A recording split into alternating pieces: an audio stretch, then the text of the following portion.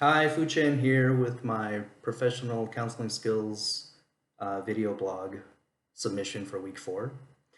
Question 1, are these videos like what I imagined a counseling session would be? In very generic terms, my experience with an understanding of counseling is that the mechanics are basically a structured conversation. The counselor uses their skills, training, and client responses to guide the conversation, with the understanding that the videos are stylized and condensed for time. They both depicted a lot of the foundational aspects of the counseling session as I imagine it. Number 2, what counselor skills and characteristics did I notice? So the Simmons, Lilly, and Kunle text describes core and advanced counseling skills.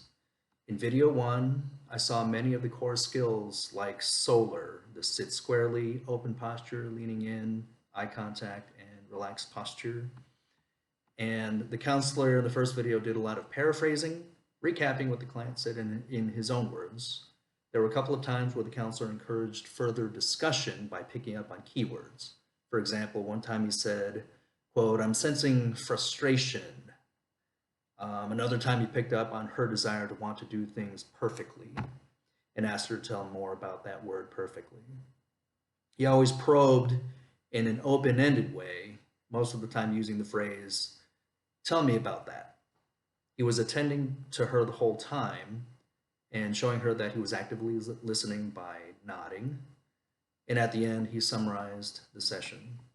I also noticed some more advanced skills. So he would often say phrases like, "What I'm sensing or hearing or noticing is," and that reflects advanced empathy. He picked up on her tension once when she took a deep breath and asked her to talk about that. And that shows a skill of immediacy. Some theoretical approaches I picked up on were elements of Rogerian theory. So he seemed warm, genuine, and empathetic. If his main goal was just to be a safe, welcoming presence as she worked through her troubling thoughts and feelings without being too directive, then that would be, an example of that.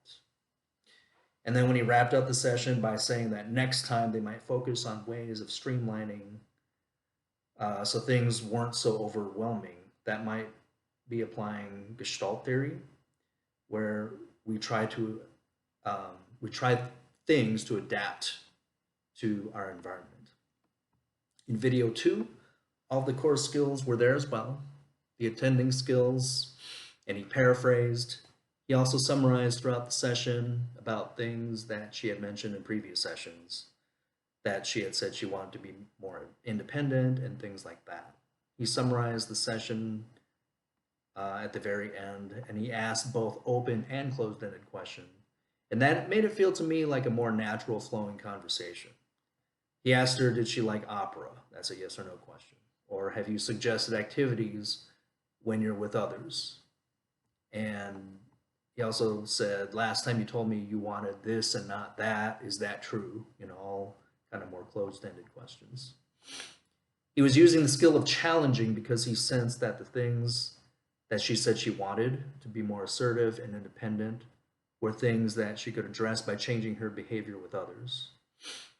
He also skillfully used influencing and goal setting, getting her to talk about what she liked to do and then suggesting that she invite someone to do 2 different activities with. The counselor here invited her to self-assess in a different way. And instead of thinking of herself as somehow flawed or failing if another person declines to do an activity with her or suggests some other activity, he mentioned other reasons that are not so self-critical. Helping clients recognize and reframe mistaken beliefs is a hallmark of cognitive behavioral therapy, and also to some extent Adlerian theory in terms of overcoming social inferiority. Question 3, are either of these counselors good fits for me? Between these two, I felt like Dr. Takix in the second video would be a better fit. He was more directive and seemed more inclined to challenge certain client notions. It's not necessarily that I prefer more confrontation, but what I picked up on was in this more challenging way of his, I know that he's been listening to me and understands what I've told him in the past. I did feel like the conversation in the first video kind of went around in circles a little bit.